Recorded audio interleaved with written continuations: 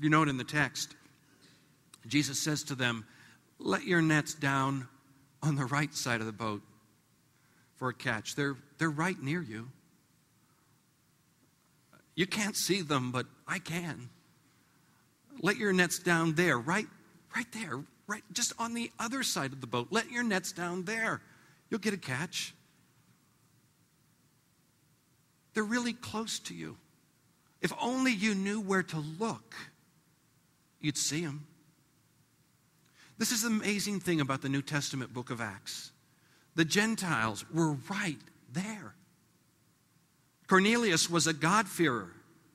Peter had this intense dream of nothing being unclean. The early deacons were Greeks, but somehow no one had really gotten the idea of actually preaching the gospel to people who were not of Jewish persuasion until Paul, the most unlikely of all apostles, who had to be knocked down and blinded in order to get up and see.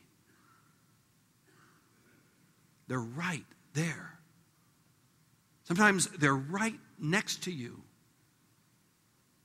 And when you discover it and find a conduit, a pathway, a relationship, a net,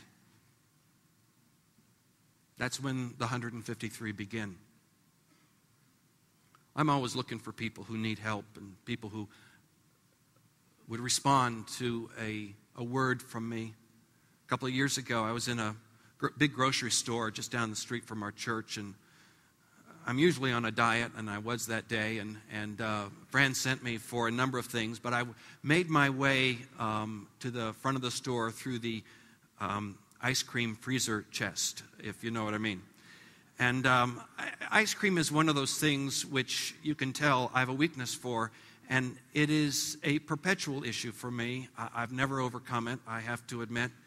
And I stopped. We were having dinner that night, and I'd been good all day, and I saw this Bluebell container of ice cream, and I took it out of the freezer case, and I was looking at it, and I was kind of negotiating something. I was reading the product label and seeing how many fat grams and calories were in this, and seeing if I could maybe squeeze it into my calorie allotment for the day. I'm feeling kind of alone up here. Anybody ever do this? Okay, all right. So we're all together. So I'm here and I'm looking at this container of ice cream, and this fellow comes up to me. He's dressed in a suit. He looks, very dapper and, with it together, 30-something or so. And he standing right next to me, and he's looking at the same case of ice cream. And he goes and he pulls out a case or a container of ice cream. And he holds it up to himself. Now, here's what I need to tell you, the end of the story. He has a cell phone in his pocket with a cord that I can't see running to his ear. And he's actually just placed a call on his cell phone. But this is what I see. A guy who reaches into the ice cream case, pulls it out like I'm holding mine. He pulls his out, and he says, "How you doing?"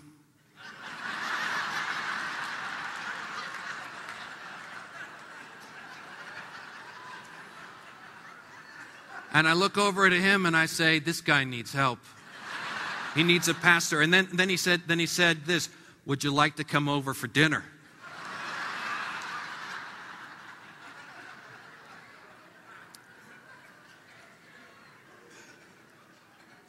I was about to reach out to him in love and charity, but I moved on. But here's my point. He was in his world, all self-contained. I was in my world, all self-contained.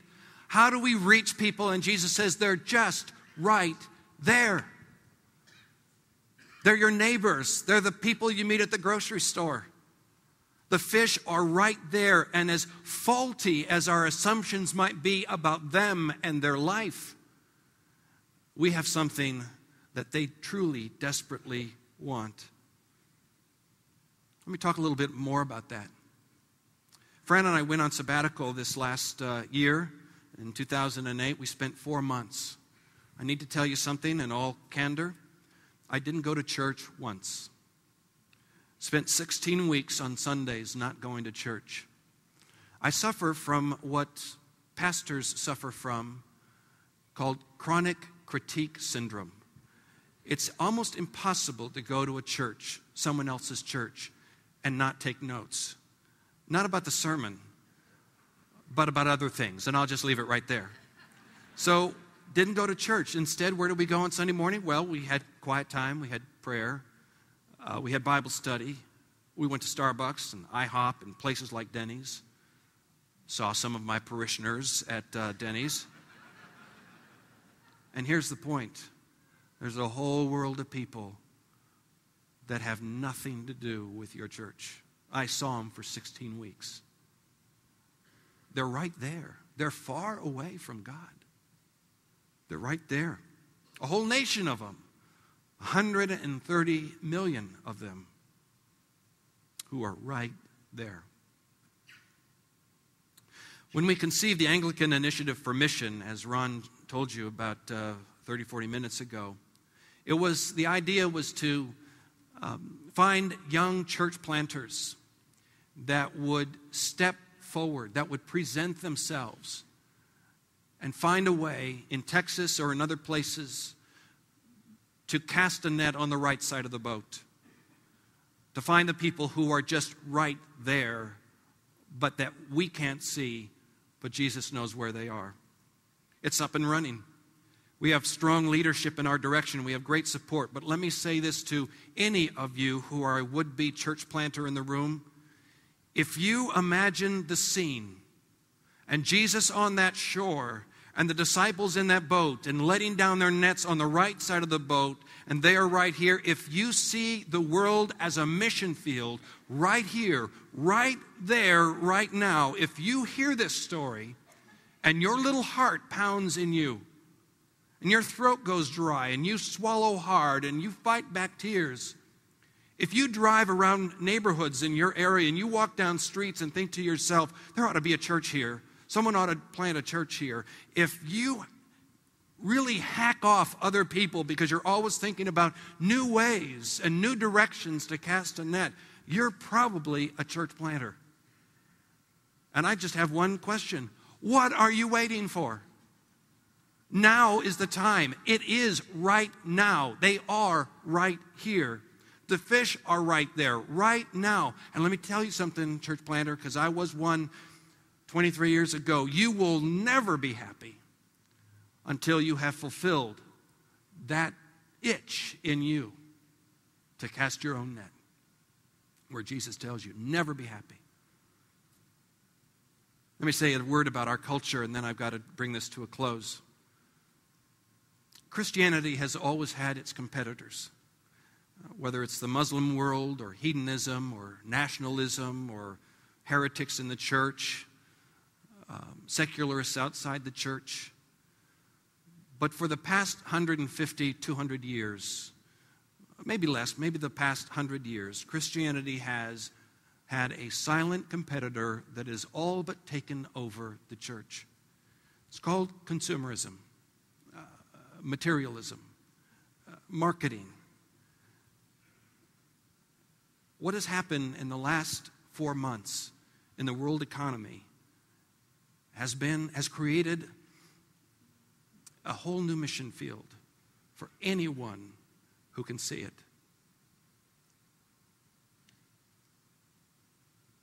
What's happened is that the American landscape will be redefined over the next generation.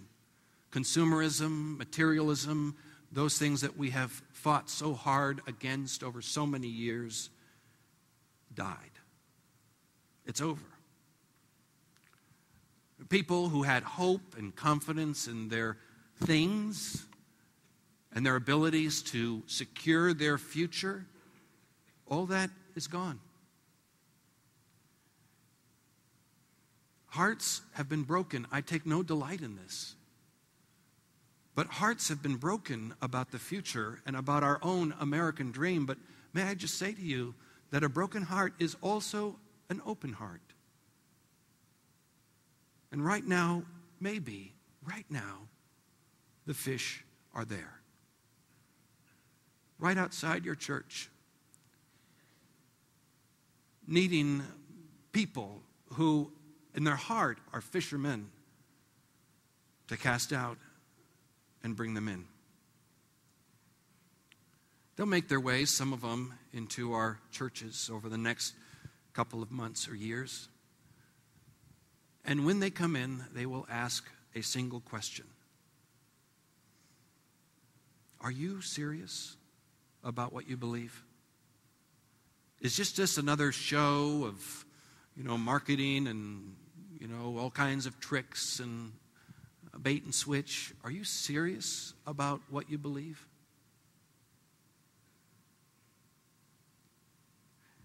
And then the story takes an interesting turn. As I say, Peter realizes it's the Lord because John says it's the Lord, and he puts on his clothes and jumps in the water and runs to shore. And that's when Jesus says, "Oh, no, go get some of the fish you have caught and share them with me. My fish, your fish, together our fish." Jesus says, "Let's have breakfast." What we have here is Jesus, who is not essentially talking about the mission or the calling of being a fisherman, but he's really tipping his hand about the relationship that he wants with us. This is why, frankly, in a very real way, I love Jesus Christ. With all my heart and mind and soul and strength, I love him because he wants what I do. He caused me to do it. He caused me to succeed at it. He caused me to need him. But at the end of the day, he delights in what I have done, even though it's all been at his direction. How great is that? I am so thankful for my salvation. Trust me. I am incredibly thankful for the blessings and the great joys of my life, my wife and my children. I'm so thankful that he gives me modest victory over most sins. But I'm so deeply thankful that I get to bring what I can do, which he enables me to do. Together with what he has done, we put it together, my fish, his fish, together we build the kingdom. Got fish? I think that's a question that deeply moves us to be here. The church has essentially focused on the last half of this chapter, the one about feeding sheep. We've got that down.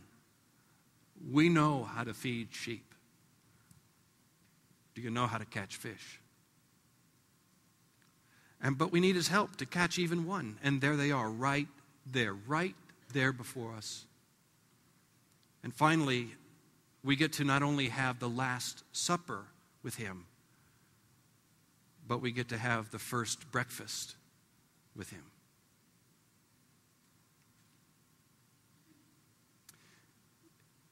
Finally, if you could look over this story one more time, from beginning to end, one thing would stand out. This story actually is not about 153 fish. It's actually not about the 7 disciples, as incredibly faithful as they were. The center of the story is the one figure on that beach. The one who showed himself now the 3rd time after he was raised from the dead. The one who is above all and in all and through all. The one who is the image of the invisible God, the firstborn of all creation, the head of the church and the author of our salvation.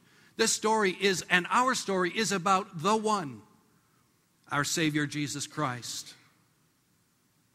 Amen.